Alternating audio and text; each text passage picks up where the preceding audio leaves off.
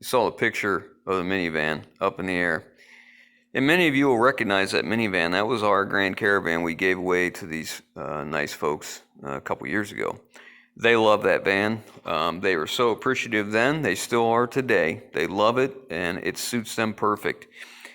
Well, the other day they had a problem, and they were on their way to an appointment, and they took off from a light, and they heard this big bang noise, and the van wouldn't move. So the CV shaft snapped right inside that rubber isolator, and it wouldn't go anywhere. Well, they have AAA on that van, so they had it towed to a shop that has been doing some work for them since they got it, doing their maintenance and oil changes and such like that. And they told them that, yeah, they could do it. It would be, not only would it be at least 9 days before they could get it back because they're busy, but it would also be a ridiculous amount of money. I mean, we're talking approaching $400 to replace this shaft. So when I heard that, I told my wife, I said, call them back. Ask them if they mind if we just go pick it up from that shop, and we'll bring it here, we'll fix it for them, get them back in their vehicle, because, you know, these are retired folks who have a full schedule of appointments and things that they need to be getting to. Reluctantly, they agreed. So my wife and I decided we'd take out the following morning, take the rollback, go pick this van up, get it back here, get it fixed as fast as we can, and get it back in their hands. And I thought, well, you know what? Since we're headed that way, we knew of this vehicle that had an issue also. And this one, these people were driving it sparingly. Only were absolutely necessary, because the water pump bearing was going out and it was leaking coolant.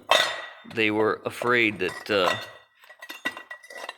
they were going to be left alongside the road somewhere, and they were just waiting to get this repaired when their finances were better.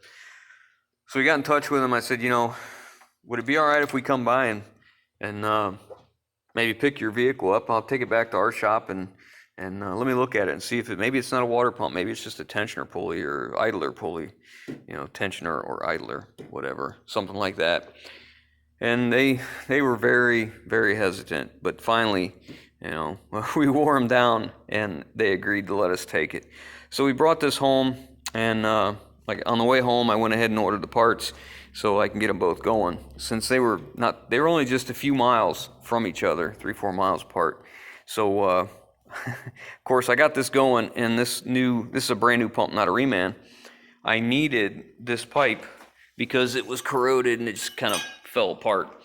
But the new water pump comes with just this little stub instead, and it needs to go all the way back here to this heater hose. Well, I'm not willing to cobble in, some crap here. So I called a Jeep dealer, and they didn't have it. They said it'd take a couple days to get it, so it's on its way. But meanwhile, I talked to these folks and let them know, hey, listen, there's a little delay. If we set you up with something to drive, are you okay? And they're like, yeah, that'd be just fine. So they're taken care of. We're just waiting on the parts. Now, when we get that tube back, we're also going to flush and fill the coolant. We're going to pull all the wheels, check the brakes, check the steerings, check the suspension, check all the tires, and make sure they're ready to go for winter. I'm going to load test their battery. I'm going to fill up all their fluids.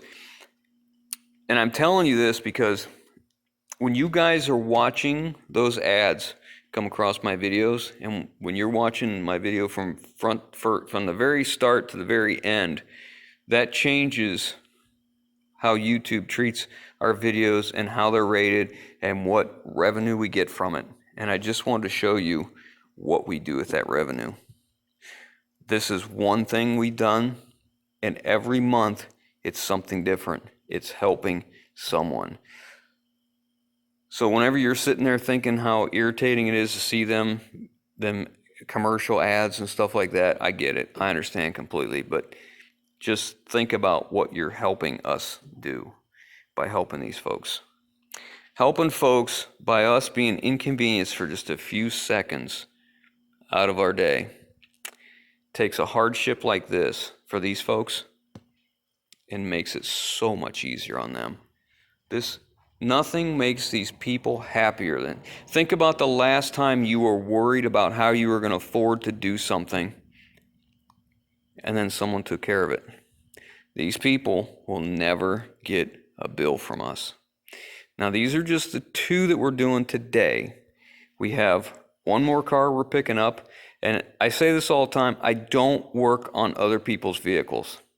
And I guess it's not true. I do it because you never know when the shoe's going to be on the other foot, and this is going to be my vehicle, and I need help. So that's the way we look at it. I just wanted to show you guys kind of what's going on. And in between all the other things we have going on, you're never too busy to help someone in need. It'll warm your heart like you can't believe to give someone a hand up. I'm not talking about a hand out. That's completely different. But help someone who needs a little help. Both these belong to people on fixed income. They're retired. They watch their pennies closely. This is less of a hardship for us than it is them, for sure. So anyways, guys, thanks for watching. Thanks for listening to me. And I hope maybe that inspires you to help somebody that you know.